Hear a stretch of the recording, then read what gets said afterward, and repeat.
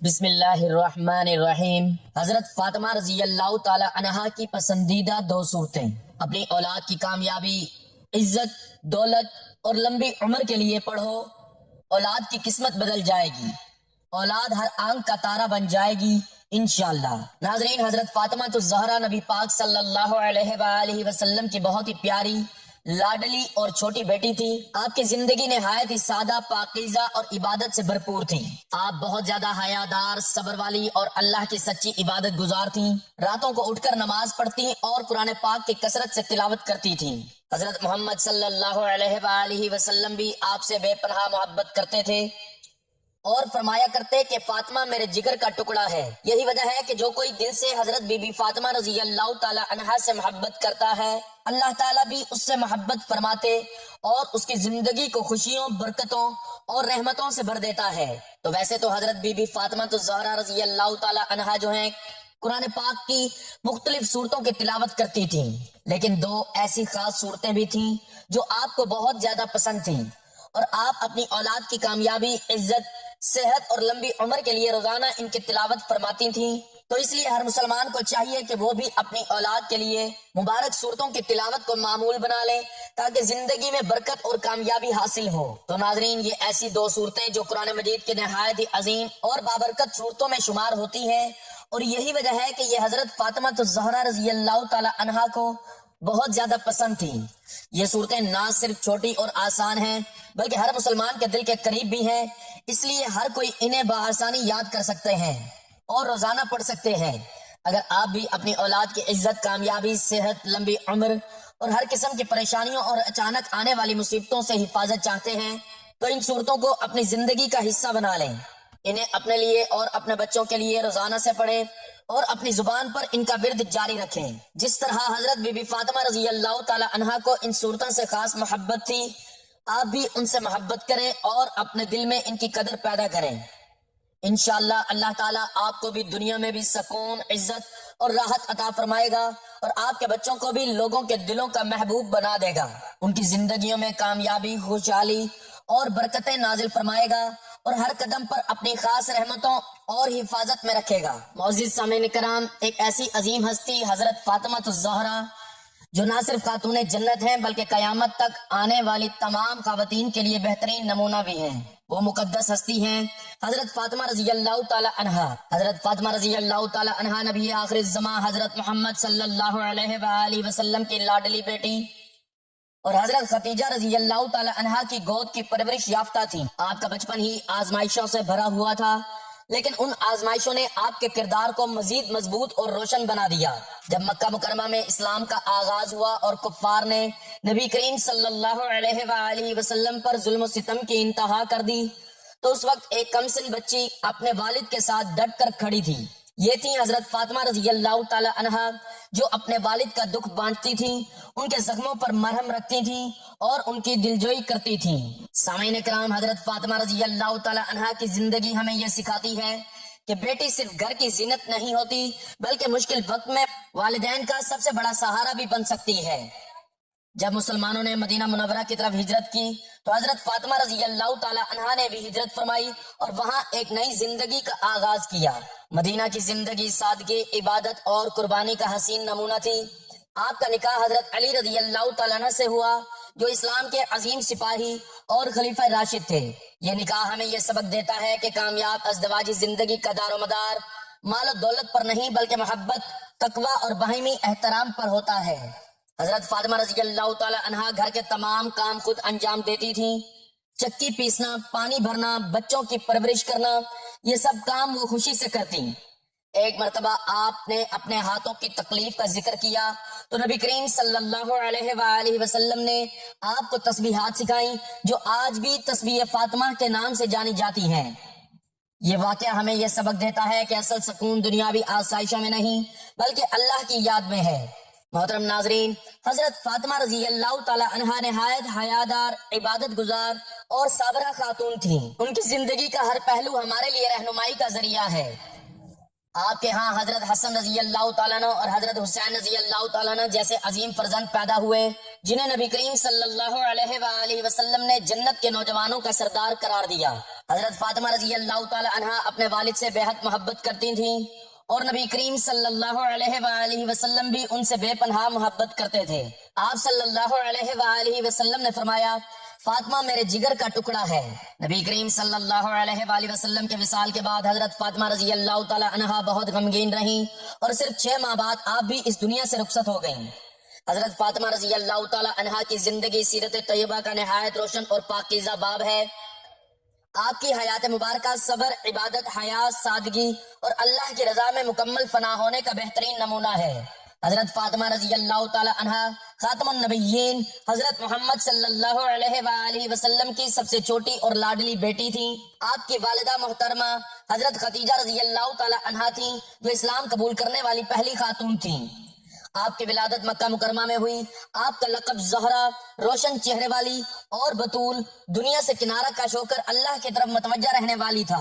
آپ نے بچپن ہی سے سخت آزمائشیں دیکھیں۔ جب کفار مکہ نے حضرت محمد صلی اللہ علیہ وآلہ وسلم پر ظلم و ستم کیے تو آپ نے ایک بیٹی ہونے کے ناطے نہایت ہمت اور محبت سے اپنے والد کا ساتھ دیا۔ ایک مشہور واقعہ ہے کہ جب نبی کریم صلی اللہ علیہ وآلہ وسلم سجدہ میں تھے اور کفار نے آپ پر اوجڑی ڈال دی تو حضرت فاطمہ رضی اللہ تعالی عنہا نے آ کر اسے ہٹایا اور روتی رہیں۔ جب مسلمانوں نے مدینہ منورہ کی طرف ہجرت کی تو حضرت فاطمہ رضی اللہ تعالی عنہا بھی بعد میں وہاں تشریف لے گئیں۔ مدینہ میں آپ کی زندگی عبادت، خدمت اور سادگی کا نمونہ تھی۔ آپ کا نکاح جلیل القدر صحابی حضرت علی رضی اللہ تعالیٰ عنہ سے ہوا۔ یہ نکاح سادگی اور برکت کی بہترین مثال تھا۔ گھر میں نہ کوئی شان و شوکت تھی، نہ آرام و آسائش، مگر اللہ کی رضا اور محبت سے دل بھرے ہوئے تھے۔ آپ خود گھر کے تمام کام کرتی، چکی پیستی، پانی بھرتی اور بچوں کی پرورش کرتی۔ حضرت فاطمہ رضی اللہ تعالیٰ عنہ کے ہاں 4 بچوں کی ولادت ہوئی۔ حضرت حسن رضی اللہ تعالیٰ عنہ، حضرت حسین رضی اللہ تعالیٰ عنہ، حضرت زینب رضی اللہ تعالیٰ عنہ، حضرت ام کلثوم رضی اللہ تعالیٰ عنہ، حضرت حسن رضی اللہ تعالیٰ عنہ اور حضرت حسین رضی اللہ تعالیٰ عنہ جنت کے نوجوانوں کے سردار ہیں۔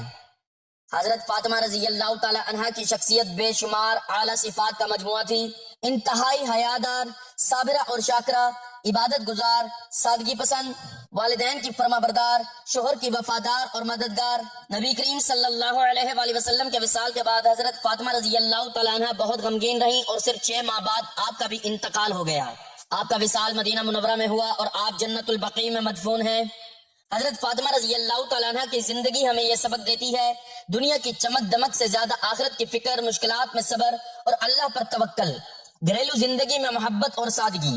حضرت فاطمہ رضی اللہ تعالیٰ عنہ نہ صرف ایک عظیم بیٹی تھیں بلکہ ایک مثالی بیوی، ماں اور کامل مومنہ بھی تھیں۔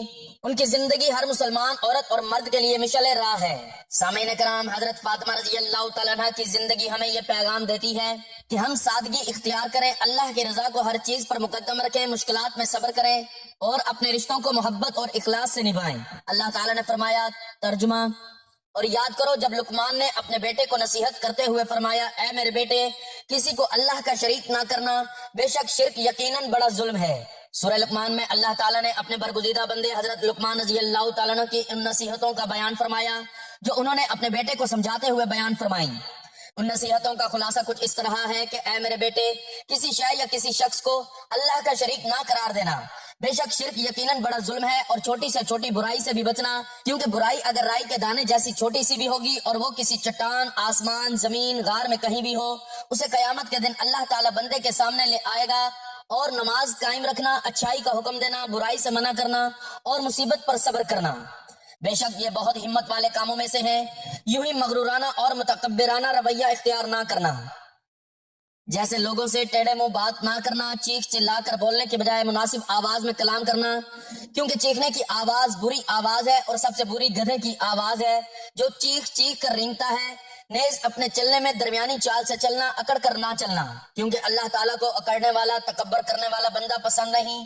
حضرت لقمان رضی اللہ تعالیٰ عنہ نے اپنے بیٹے کو جو نصیحتیں فرمائیں انہیں بہت غور سے پڑھیں کہ انہوں نے اولاد کو زندگی کے کن کاموں کے متعلق نصیحت فرمائی اور اس کی روشنی میں ہمیں اپنی اولاد کی تربیت کیسے کرنی چاہیے۔ اوپر کے خلاصے سے معلوم ہوتا ہے کہ اولاد کی تربیت کے معاملے میں والدین کو بطور خاص درج ذیل 4 امور کا لحاظ ضرور کرنا چاہیے۔ نمبر 1، اولاد کے عقائد کی تعلیم، اصلاح، پختگی اور استقامت پر توجہ دینی چاہیے۔ نمبر 2، ان کے ظاہری اعمال و عبادات جیسے نماز وغیرہ کی طرف توجہ دیں، یعنی انہیں نماز سکھائیں اور اسے پڑھنے کا عادی بنائیں۔ یوں ہی ظاہری باطنی آداب کے ساتھ نماز پڑھنے کی تعلیم و تربیت دے۔